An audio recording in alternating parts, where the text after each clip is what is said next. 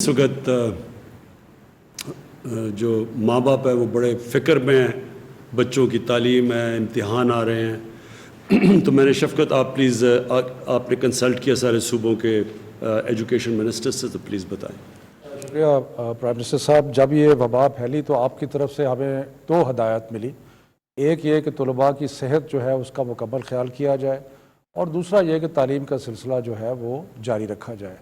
تو اس میں ہم نے سارے صوبوں کے مشاورت کے ساتھ دو بڑے فیصلے کیے صحت کے حساب سے، اور وہ یہ تھا کہ جتنے بھی تعلیمی ادارے تھے ملک میں وہ سارے 31 مئی تک بند کر دیے گئے،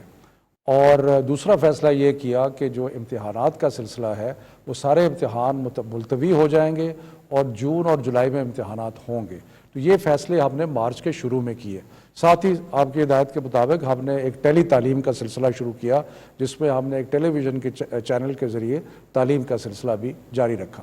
اب جب ہم نے یہ بھی فیصلہ کیا تھا کہ وقت گزرنے کے ساتھ ہم یہ سارے فیصلے جو ہیں ان کو ریویو بھی کریں گے، تو پچھلے 2 دن پہلے ہم نے بین الصوبائی جو وزراء تھے تعلیم کے ان کے ساتھ میٹنگ کی، اور میٹنگ کر کے اس میں تقریباً کنسنسس کے ساتھ 2 چیزوں پہ فیصلے کیے، جو کہ آج ہم نے پہلے NCOC میں پیش کیے اور آج NCC میں پیش کیے، اور جس کی آپ نے اپروول دی۔ وہ 2 فیصلے کیا ہیں؟ وہ فیصلے یہ ہیں کہ جتنے اسکول تعلیمی ادارے، صرف اسکول نہیں، یونیورسٹیز بھی، باقی بھی جتنے بھی تعلیمی ادارے ہیں وہ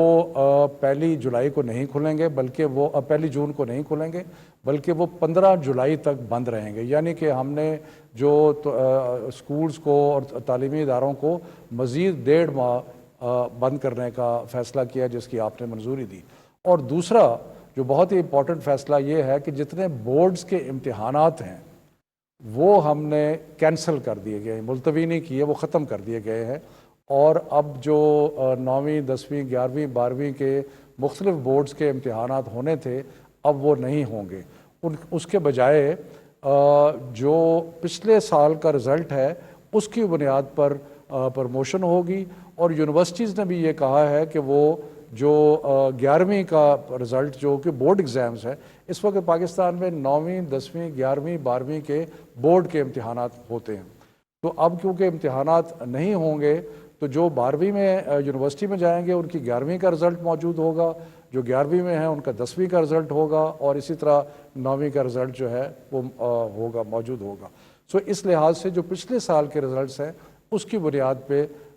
کچھ لوگ پروموٹ ہو جائیں گے اور کچھ لوگ یونیورسٹیز میں جا کے داخلے لے سکیں گے۔ تو یہ ایک بہت اہم فیصلہ ہے جو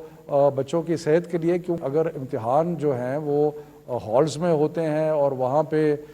کلسٹر ہونے کا خطرہ تھا، اور دوسرا ان کو وہاں پہ آنے جانے کا، تو اس لیے بچوں کی صحت کے لیے اور